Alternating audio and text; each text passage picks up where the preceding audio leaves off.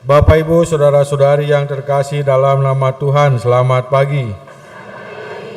Siapa di antara Anda yang membawa dompet? Tenang, saya nggak minta duitnya. Siapa yang bawa dompet?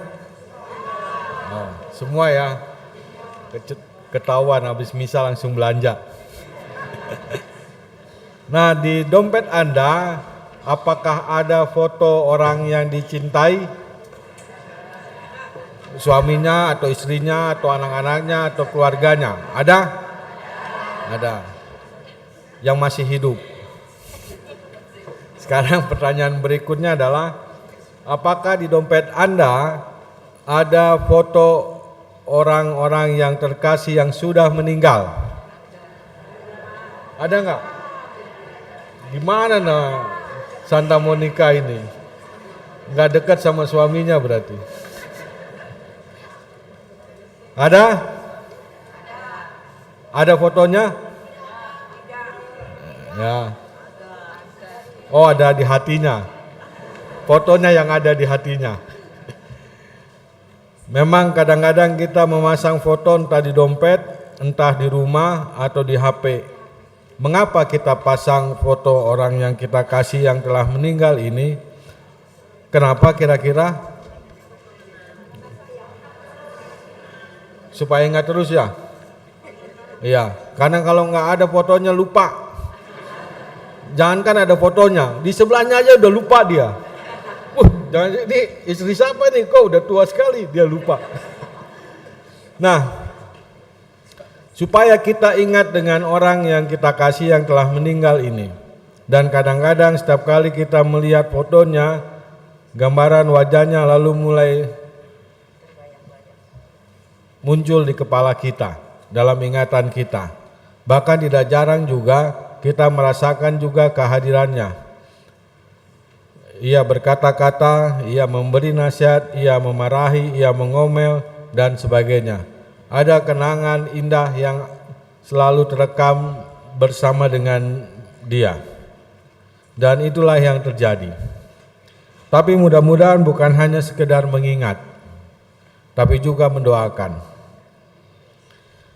Nah, mengapa kita mengingat ini? Karena ada perjumpaan yang luar biasa.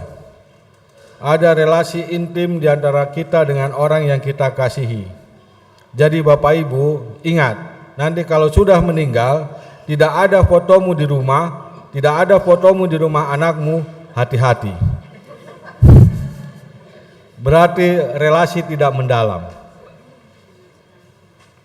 Itu juga yang harus direnungkan.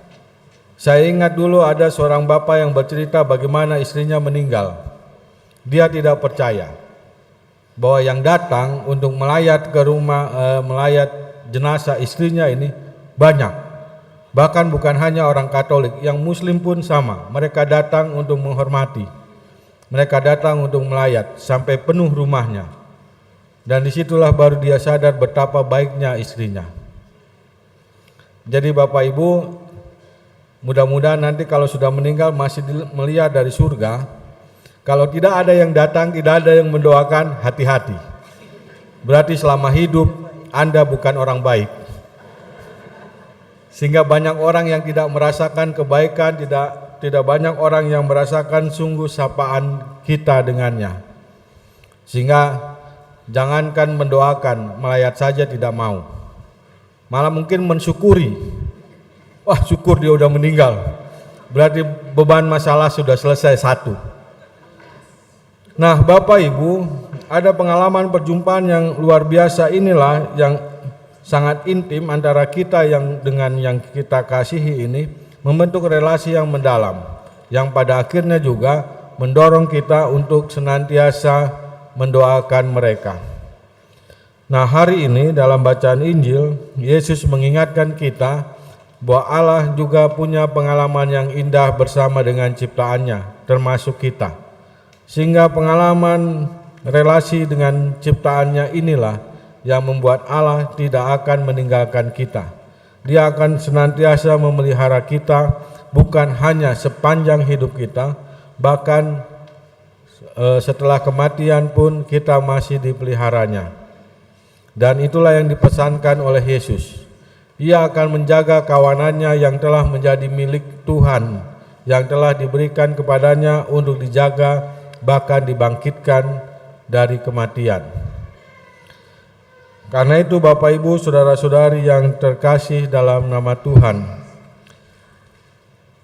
kita diajak meyakini dan percaya akan kebangkitan. Dan percaya akan kebangkitan itulah yang mendorong kita untuk mendoakan orang-orang saudara-saudari kita yang telah meninggal ini. Untuk apa? Untuk mengalami keabadian bersama dengan Tuhan. Keabadian yang muncul karena perjumpaan dan relasi yang mendalam itu.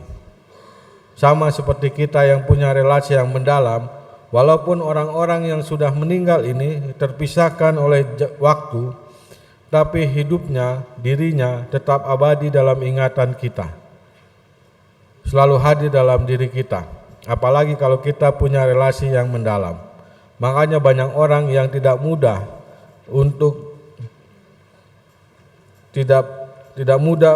ditinggalkan. Selalu ada kesedihan, selalu ada kekecewaan, selalu ada luka dalam hatinya. Tapi keyakinan akan kebangkitan itulah yang mendorong kita untuk mendoakan mereka. Nah, Bapak Ibu, saudara-saudari yang terkasih dalam nama Tuhan, walaupun sering dipertanyakan oleh banyak orang mengapa kita senantiasa mendoakan orang-orang yang telah meninggal ini, kita diajak untuk menyadari bahwa dorongan itu muncul karena iman kita akan kebangkitan yang telah dimulai oleh Yesus sendiri yang telah bangkit. Keyakinan bahwa Yesus akan membangkitkan mereka yang telah mati inilah yang mendorong kita untuk mendoakan mereka. Karena itu, gereja telah menyediakan waktu bagi kita untuk mendoakan saudara-saudari kita yang telah meninggal ini.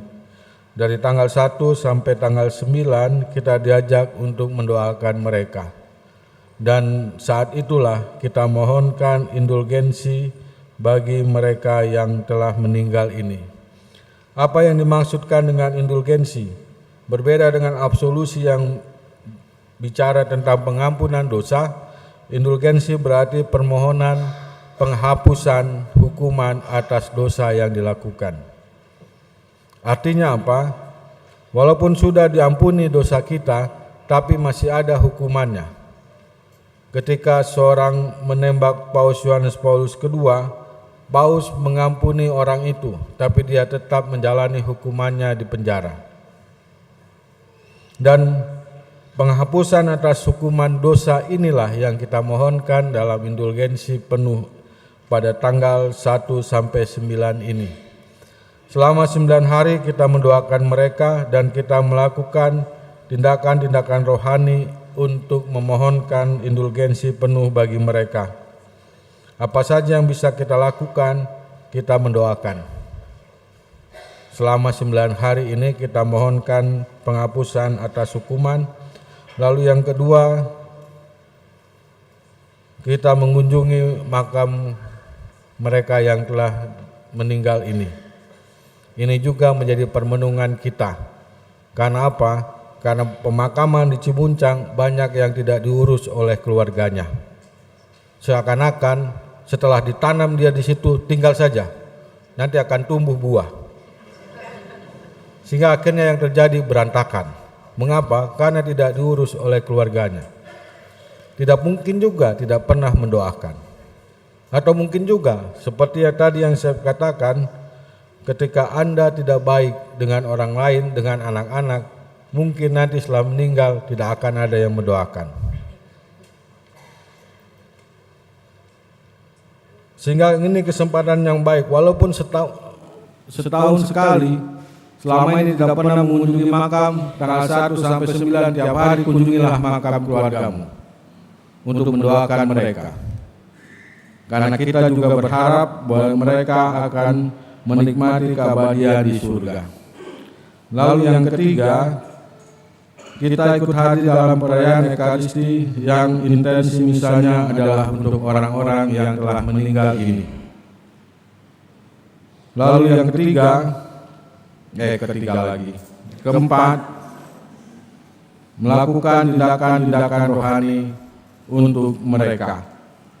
Dan itulah yang bisa kita lakukan bagi orang-orang yang telah meninggal ini, supaya mereka memperoleh indulgensi penuh dari Tuhan. Bapak, Ibu, saudara-saudari yang terkasih dalam nama Tuhan, hari ini kita diajak untuk mendoakan mereka yang telah meninggal. Tapi juga kita diingatkan, mudah-mudahan satu saat nanti banyak orang pula yang mendoakan kita. Kita hening sejenak.